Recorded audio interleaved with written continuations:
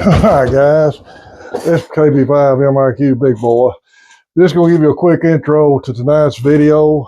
I built a field expedient 10-meter dipole out of scrap, and it'll all be explained in the video following this. And the video following me building it, I've got a couple of videos with me actually making contact with Jeff, WD5HKV ground wave, signals down low. But then I worked the Massachusetts station. I was 5.9 plus. So we clarify something one more time.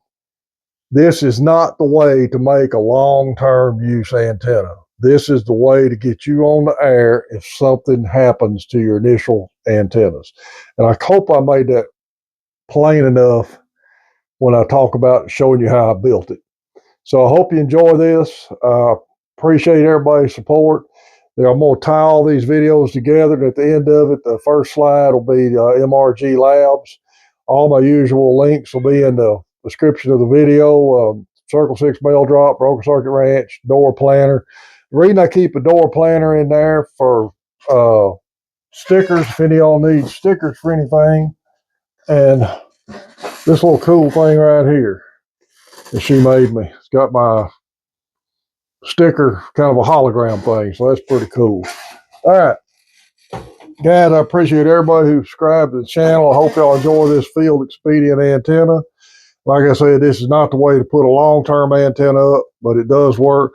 Give a shout out right quick to KI5TKY Tim and K1ENT Kent. They were both trying to help me with giving a radio signal, and my dumb self didn't have the camera turned on when I was trying to video them talking to me. There had several people answer me. Jeff, Kent, Tim, they're all good helping us out with we're doing the antenna experiment. Then I worked Alpha Fox 1 Sierra out of Michigan. I've got a good DX contact with the antenna. So hope y'all enjoy it. 73, everybody. Well, hang on. I got to get this thing where it'll turn off. One more time. There we go. Oh, hey, good evening, guys. Well, I still got a little crooked camera here. Y'all bear with me a second. All right. Hey, guys, it's KB5MIQ Big Boy. I got some stuff scattered out here in the shack. We finna build a little field expedient 10-meter dipole. You know, I talk a lot, especially here lately, about emergency comms, prepper stuff, things like that. I want to talk to y'all a little bit about something that maybe hams think about, maybe they don't. This actually happened to me one time. Luckily, it wasn't enough of an emergency that ham radio had to come into play after it happened. Probably 10, 12 years ago, Pam and I have been married real long. We had a bad wind come through here, wiped out every antenna I had. Every pole I had was broke over, destroyed a lot of the antennas, but they was all down on the ground. So luckily it wasn't an event where I couldn't communicate because we still had electricity and phones, but I did lose my antenna farm once. So I got thinking the other day, what would happen? We all planned for emergency deployments, go boxes, things like that. What would happen with a ham that happened to be in a disaster area, say one of these hurricanes come through, and he can't leave his home QTH, and his mega expensive antenna farm is now aluminum scrap metal across 2 counties. So what are you going to have around the house to immediately throw up some kind of dipole? So this dipole is going to be strictly made out of scrap, and we're going to see if it's going to work. Now this is Tuesday. I'm making a dipole today. I'm going to hang it tomorrow, and we're going to video it. I'm going to run it with this 0101 double E because I've got a lighted cross needle meter on it to be able to see the meter results better. Ham radio cat, maybe I'll count the stuff fixed out to get in my lap. You can't get up here right now, all right? But anyway, we're just going to build this antenna out of nothing but scrap wire, a piece of old coax, string, black tape. I'm not going to use a nano VNA to check it. I'm not going to use any kind of electronics to pre-check the antenna. We'll put it up the way Jeff and I used to check them, with the meter on the radio or an add-on meter once we got it in the air. The only thing I took a latitude on is I did do the calculation for the length, and I pre-cut the wire. So I've got two pieces of 14 gauge THHN wire here, and I've already separated the end out here on this piece of coax we're going to use. Now let's talk a little bit about the type of wire for a dipole. Kent brought this up, and it's a good idea, and hopefully I can talk Kent in to do a good video explaining this better than I can. There's going to be some variation difference versus bare stranded copper and insulated stranded copper. All right. And where the factor will come in is it'll change your formula a little bit when you go to try to tune it for SWR, trim it for SWR. Kent said he didn't think it would make a big difference 20 meters and up, but it would make a difference 20 meters and below. And after we got talking about that, I got thinking about it. I very carefully measured. Hey, you gonna jump up here now, Black Cat? All right, well, come on, baby. I very carefully measured when I built that 160 dipole, and I had to cut a lot off of it to get it to tune, and it was probably the fact I was using insulated wire. There's pros and cons to both these. Radio Shack used to sell little 200-foot rolls of hobby antenna wire, bare stranded 14 gauge copper. I built many antenna out of them. Don't have that anymore. I'm a former electrician. This is what I've got. I've still got electrical wire hanging around the house. Are you going to jump up here again? All right. So that's what we're going to build out of. But that's something to think about. Your normal dipole formula that we all learned in getting into the hobby, I use that, but you may have some differences if you're using insulated versus non-insulated wire due to the velocity factors on the insulation. So Kent, that's a good idea. You're a better electronics whiz than I am explaining that, so maybe I can get you to do a video explaining that down the road. But what we're going to do right now, only thing I'm going to use is wire strippers. I'm going to need to put some glasses on so y'all don't see me cut my fingers here right quick. We'll strip off the end of these two wires. Okay.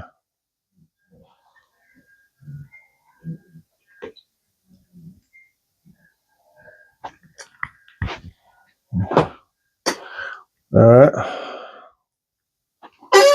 Standard dipole. Center conductor goes to one leg.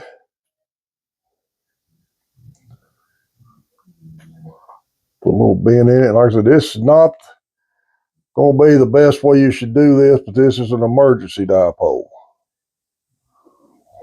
Mash them together good.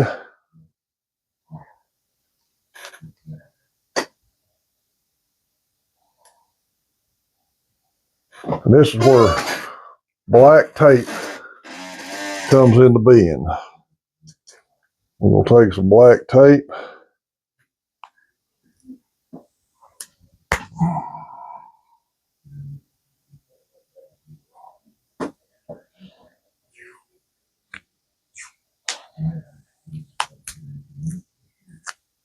All right.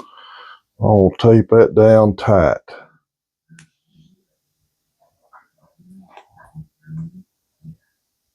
So this is going to be a temporary dipole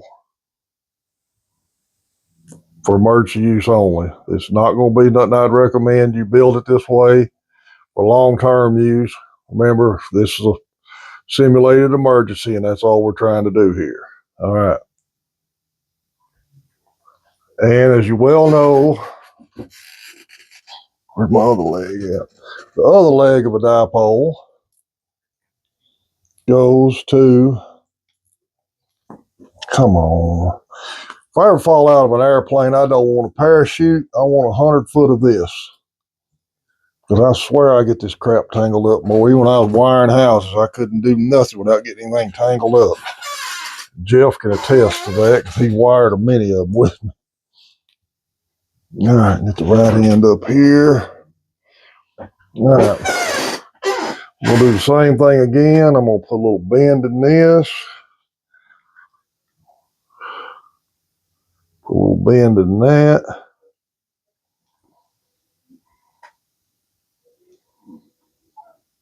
Okay.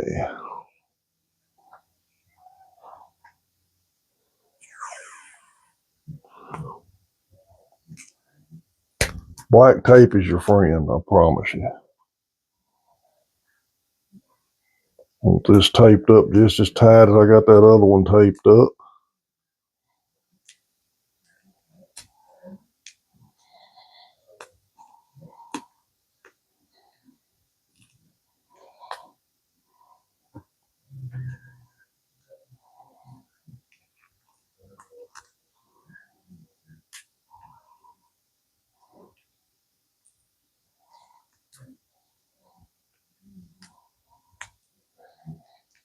Okay. Now they're taped up. This is the two ends going out. All right. Now you're probably wondering, how do you think you're going to hang that? What we're going to do now, I just dug around in my shop. I think these were some old deer stand tie-down straps for like a little tent deer stands. We're going to tape this right through the center here.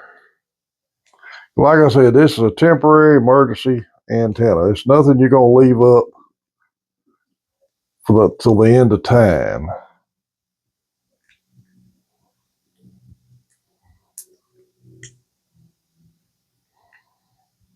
Okay. All right. So now we got a way to hang it. All right. All right. So now let's go down here to each end. Normally, you'd put some kind of insulator or anything on the end, but again, emergency, we don't have that. So we're just going to tape these to the end real good.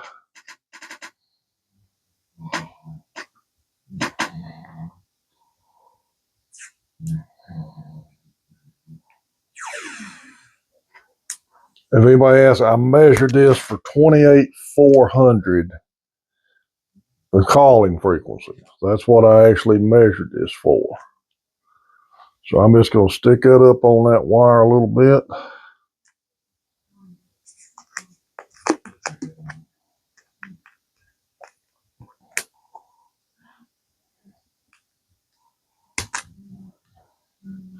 I know there's old head hams, if they're watching this, heads are exploding right now that I'm actually doing this way.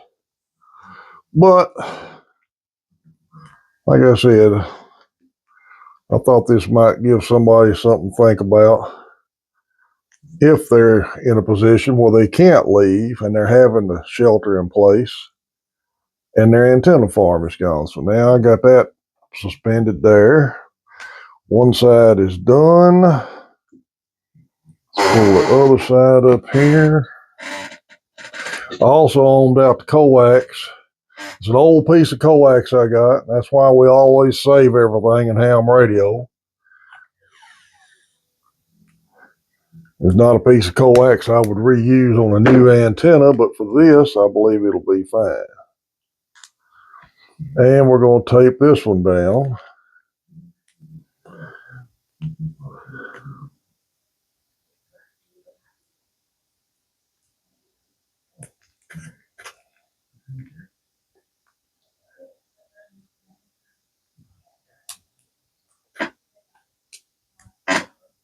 You know something, the longer you're in this hobby, the more of this stuff you're going to accumulate. I've got an old tote out in my shop. I need to organize it a little better, but it's full of old dipoles, wire, old rotor motors, this stuff that my wife thinks I need to throw away, but we all know as ham radio operators, sooner or later you could need that. All right, so now we've got this dipole ready to hang and put in the air. So I will be doing that tomorrow. And tomorrow night's video, you'll see me operating it. Hopefully it'll tune up and we'll go from there. One thing I'm going to mention after I have calmed down enough after seeing this post day before yesterday to mention that I saw something, and this had to be a ham radio operator doing this. This wasn't a pirate. This had to be a ham doing this. Somebody posted a video on one of the ham radio pages on Facebook.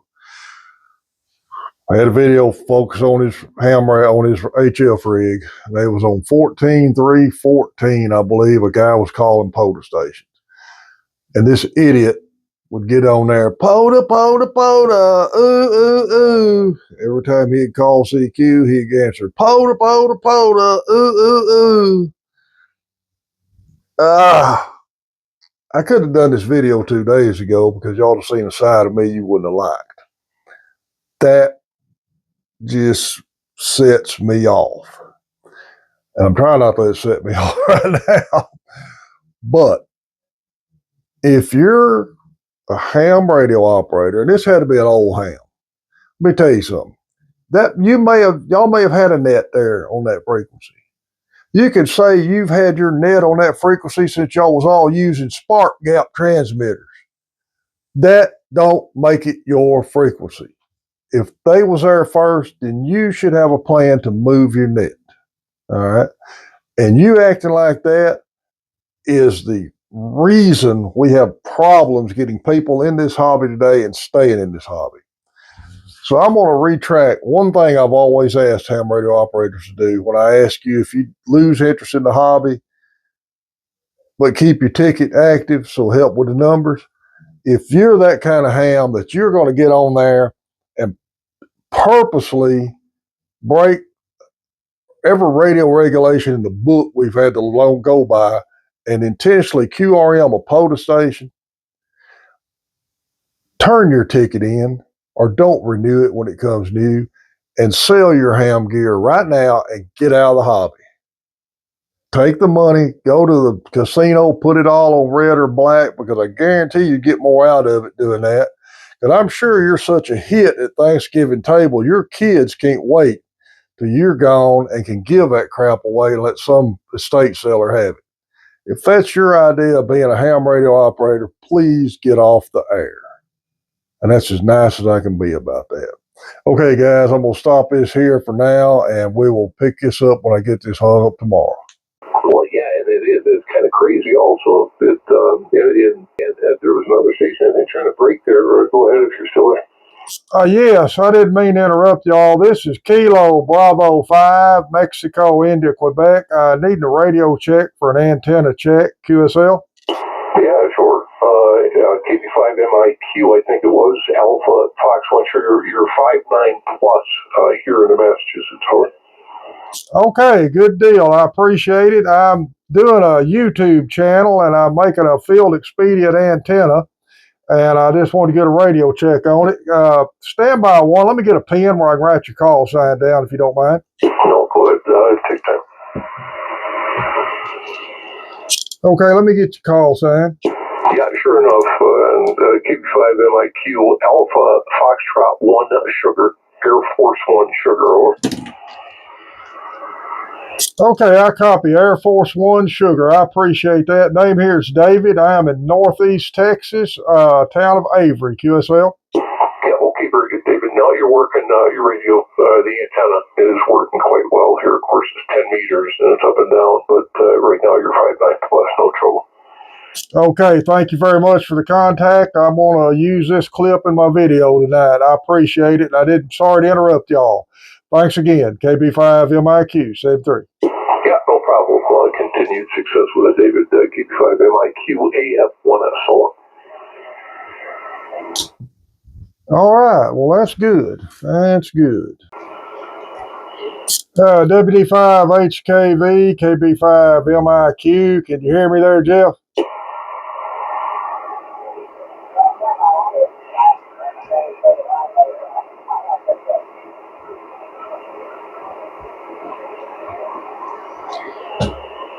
I got this dipole east and west, and it's not very high off the ground, so it's probably not going to work that good between us.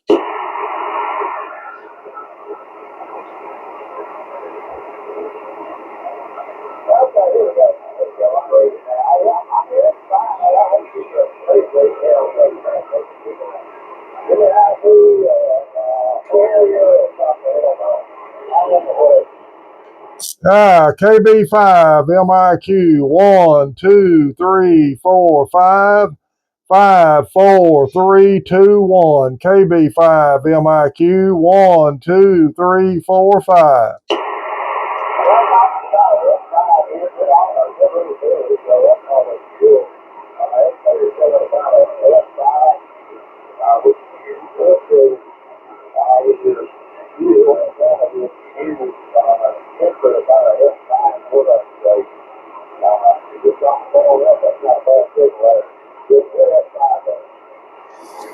Okay, well I've got you in there. I got some high noise level on my end, but I can hear you in there probably about a S3, Jeff.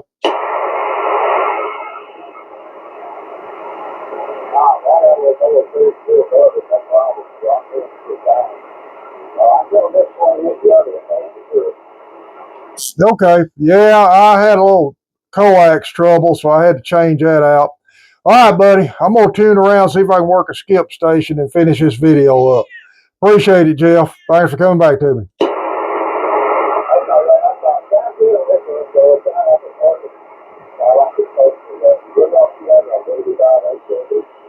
All right, KB5 MIQ, said 3.